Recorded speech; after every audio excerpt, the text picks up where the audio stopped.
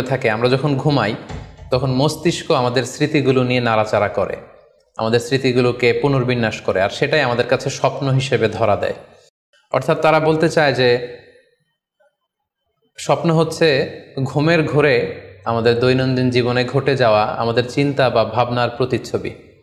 কিন্তু ইসলামের দৃষ্টিতে স্বপ্ন শুধু আমাদের চিন্তা ভাবনার প্রতিচ্ছবি নয়, এটা হতে পারে আল্লাহ তাআলার পক্ষ থেকে সুসংবাদ, হতে পারে গ্ল্যাড টাইডিংস কিংবা সতর্কবাণী।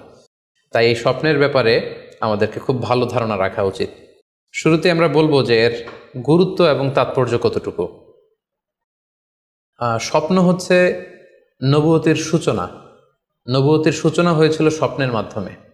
আল্লাহ রাসূল সাল্লাল্লাহু আলাইহি ওয়াসাল্লাম যখন নবী হিসেবে অফিসিয়ালি অ্যাসাইন্ড হন, তার আগে তিনি টানা 6 মাস স্বপ্ন দেখেছেন, যেটা সহিহ বুখারীতে এসেছে, আউয়ালু মা বুদিআ বিহি রাসূলুল্লাহি সাল্লাল্লাহু আলাইহি ওয়াসাল্লাম আর-রুইয়া আস-সাদিকা ফিন-নাওম।